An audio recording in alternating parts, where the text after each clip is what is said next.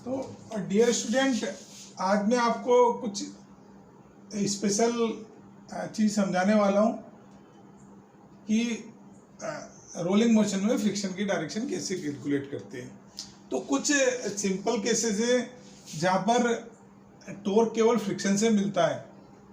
Torque केवल friction से मिलता है मीन्स अगर सिंगल फोर्स जो है वो अगर टॉर्क प्रोवाइड कर रहा है और वो सिंगल फोर्स क्या हो रहा है, फ्रिक्शन हो रहा है, then we can easily find the direction of friction by simply observation or without going into mathematical calculation।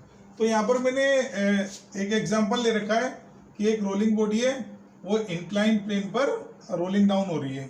अब अगर ये रोलिंग डाउन हो रही है तो इसके जो सेंटर ऑफ मास की वेलोसिटी भी वो एलोंग द इंक्लाइंड सरफेस है।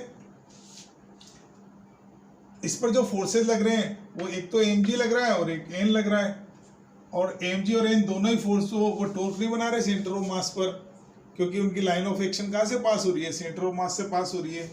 लेकिन जब मैं इस mg को रिजोल्व कर रहा हूँ अलोंग द सरफेस और परपेंडिकुलर द सरफेस, तो वी फाइंड दैट जो mg sin थीटा है वो क्या दे रहा है, इसमें अलोंग द सरफेस एक्सीलरेशन दे रहा है, और वेलोसिटी और एक्सीलरेशन की डायरेक्शन क्या है, सेम है।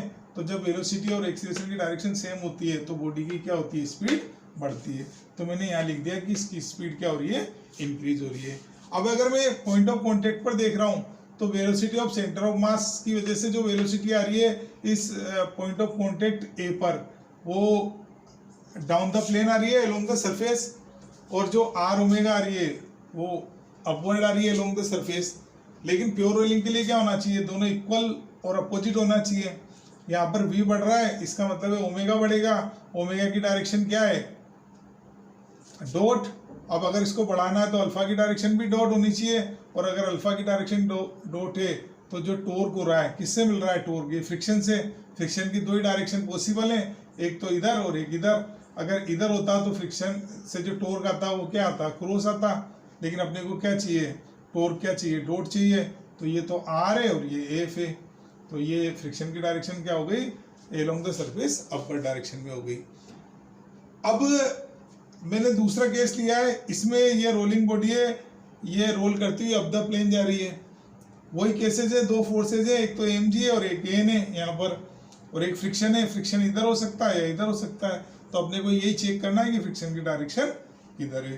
तो अपने को यहाँ भी पता है कि n और mg तो टॉर्क दे नहीं रहे, टॉर्क कौन दे रहा है, फ्रिक्शन। और जब अकेला फ्रिक्शन टॉर्क देता है तो we can easily write the direction of friction.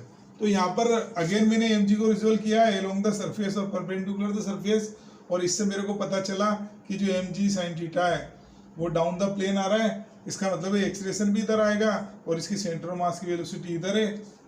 तो जब वेलोसिटी और एक्सीलरेशन अपोजिट डायरेक्शन में होते हैं तो फिर क्या होता है, उसकी स्पीड डाउन होती है। तो v डाउन हो रहा है, v डाउन होने से ओमेगा भी कम होना चाहिए। ओमेगा कैसे जा रहा है, इस डायरेक्शन में, मतलब क्रॉस जा रहा है। तो इसको डाउन होने के लिए अल्फा क्या होना चाहिए, डॉट होना चाहिए, मतलब इसके अपोजिट होना चाहिए। तो अगर ओमेगा इधर है तो अल्फा इधर होना चाहिए। अल्फा डॉट है तो टॉर्क भी डॉट होना चाहिए, और टॉर्क डॉट होने के लिए अगेन जो फ्रिक्शन है वो क्या होना चाहिए, along the surface upper direction में होना चाहिए। तो दोनों ही केस में, चाहे ये रोलिंग डाउन हो चाहे ऊपर जा रहा हो, दोनों ही केस में जो सरफेस है वो सरफेस के इंक्लाइन प्लेन के सरफेस के टेंजेंशियल और अपर डायरेक्शन में लग रहे हैं। अब मैं एक और इंटरेस्टिंग केस ले रहा हूँ जो कि बहुत समझने के लिए कई बार मुश्किल सा हो जाता है, और वो केस है कि जब अपन किसी भी टू व्हीलर को स्पीड अप करते हैं तो उसके फ्रंट व्हील पर और रियर व्हील पर फ्रिक्शन की डायरेक्शन क्या होगी। तो मैं आपको बाय ऑब्जर्वेशन अपने ये समझ रहे हैं कि ये फ्रेम है, इन दोनों पॉइंट की डिस्टेंस इक्वल है, तो जो वेलोसिटी ट्रांसलेशनल इसके एक्सेल की होगी वही इसके एक्सेल की होगी। तो मैं यहाँ से स्टार्ट कर रहा हूँ समझने के लिए कि इस पर कौन कौन से फोर्स लग रहे हैं, एक तो mg और एक n1। ये दोनों फोर्सेस क्या है, वर्टिकल डायरेक्शन में। अब अगर साइकिल स्पीड अप हो रही है तो वेलोसिटी बढ़ रही है, वेलोसिटी बढ़ रही है तो यहाँ पे बैलेंस करने के लिए क्या होना चाहिए, आर ओमेगा बढ़ना चाहिए। इसका मतलब है ओमेगा बढ़ना चाहिए, और ओमेगा क्या है, क्रॉस है। इसका मतलब है अल्फा भी क्रॉस होना चाहिए, और अगर अल्फा क्रॉस है तो जो टॉर्क ऑफ द फ्रिक्शन है वो भी क्या होना चाहिए, क्रॉस होना चाहिए। और अगर ये क्रॉस है टोर्क की डायरेक्शन क्रॉस है। अब टोर्क की डायरेक्शन क्रॉस उसी कंडीशन में मिलेगी अपने को जब फ्रिक्शन क्या होगा, बैकवर्ड डायरेक्शन में होगा, ताकि ये आर क्रॉस एफ क्या हो जाए अपने पास, क्रॉस हो जाए। इस तरीके से we can find the direction of friction on front wheel will be in the backward direction. अब अपन रियर व्हील पर फोकस करते हैं। अब अगर अपन रियर व्हील पर फ्रिक्शन की डायरेक्शन फाइंड आउट कर रहे हैं तो इसको समझने के लिए मैंने इस साइकिल को एक सिस्टम मान लिया, और इस साइकिल पर जो एक्सटर्नल फोर्सेज हैं वो वर्टिकल डायरेक्शन में m1g, m2g, n1 and n2, बाकी के जो फोर्सेज है वो इंटरनल हैं। एक एक्सटर्नल फोर्स अपने को दिख रहा है वो फ्रिक्शन है, वो इस डायरेक्शन में है, लेकिन साइकिल क्या हो रही है, स्पीड अप हो रही है। इसका मतलब है कि इसका एक्सेलरेशन किस डायरेक्शन में होना चाहिए, साइकिल का इस डायरेक्शन में होना चाहिए और इस डायरेक्शन में होना चाहिए। इसका मतलब है इस पर नेट फोर्स क्या होना चाहिए, इस डायरेक्शन में आना चाहिए। तो इस पर जो रियर व्हील पर फ्रिक्शन है वो इस डायरेक्शन में आएगा, और जो F2 की वैल्यू है वो F1 से ग्रेटर होगी।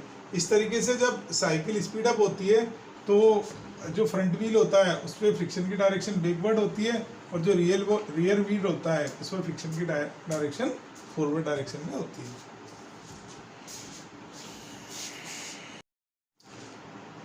तो स्टूडेंट्स, इस लेक्चर में अपन समझेंगे कि अपने पास ये एक बॉडी है विच कैन रोल, और उस पर अपन ने जो इसका सरकमफ्रेंस है उसके अपर पॉइंट पर एक एफ फोर्स लगा रखा है, और उससे क्या कर रही है, इस डायरेक्शन में रोलिंग कर रही है और एक्सलेट हो रही है। तो इस कंडीशन में वो अपने से पूछेगा कि फ्रिक्शन किधर एक्ट कर रहा है। तो मैं आपको यहाँ पर ये समझा रहा हूँ कि कोई सा भी केस ले लें, अगर इस तरीके की सिचुएशन होगी तो फ्रिक्शन हमेशा क्या होगा, आगे की तरफ आएगा, और उसको किस तरीके से कैलकुलेट करेंगे और उसकी वैल्यू क्या होगी। तो यहाँ पर जो फोर्स एक्ट कर रहे हैं वो कौन कौन से फोर्स एक्ट कर रहे हैं, एक तो ये mg एक्ट कर रहा है और एक ये n एक्ट कर रहा है। अब अगर मैं ट्रांसलेशनल मोशन ले रहा हूँ इस डायरेक्शन में, मतलब राइट हैंड साइड में, तो मेरे पास मैंने सपोज करा है कि एफ एस इधर लग रहा है, तो इस डायरेक्शन में फोर्स क्या होगा, ओरिजेंटल डायरेक्शन में ए प्लस एफ एस, और वो काई के इक्वल है, मास इंटू एक्सीलरेशन के।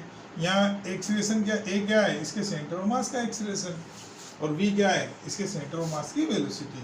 अब चूंकि जब ये रोल करेगी तो ओमेगा भी क्रॉस होगा और अल्फा भी क्रॉस होगा। अब सेकेंड इक्वेशन मैंने रोटेशनल मोशन के लिए लिए, यहाँ पर एक्सिस पर मैं टॉर्क ले रहा हूँ, तो टॉर्क एक्सिस का ही इक्वल है आई एक्सिस इंटू अल्फा। तो यहाँ पर जब मैं टॉर्क लिख रहा हूँ तो एन का और एम जी का तो कोई टॉर्क आ ही नहीं रहा, किसका टॉर्क आ रहा है, एक तो इस फोर्स का आ रहा है और एक इस फ्रिक्शन का आ रहा है। इस टॉर्क का फोर्स क्या हो रहा है, ये आर क्रॉस एफ कर दिया मैंने, आर क्रॉस एफ करने से कहाँ चला गया, क्रॉस हो गया। इस वाले का अगर मैं टॉर्क देख रहा हूँ तो ये आर क्रॉस एफ कर दिया, तो इसका टॉर्क क्या आ गया, बाहर की तरफ, तो ये तो है क्रॉस और ये है डॉट, इक्वल टू क्या कर दिया मैंने, आई अल्फा। अब अगर मैं इसको क्रॉस में कन्वर्ट करूँगा तो नेगेटिव हो जाएगा, और आर कॉमन ले लिया मैंने, तो that becomes F minus F S, और आर कॉमन आ गया इक्वल टू आई अल्फा। लेकिन अगर मैं पॉइंट ऑफ कॉन्टेक्ट पर प्योर रोलिंग के लिए कंडीशन ले रहा हूँ तो v इक्वल टू क्या होता है, आर ओमेगा, या a इक्वल टू क्या होता है, आर अल्फा। यहाँ से मैंने अल्फा की वैल्यू ले ली a अपॉन आर।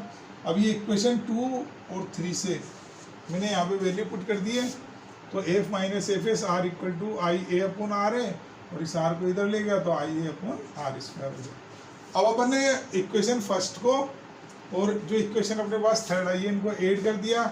ऐड करने से क्या हुआ, ये फ्रिक्शन कैंसिल हो गया, और ये एफ और एफ कितना बन गया, 2f का इक्वल हो गया M A plus I A upon R square.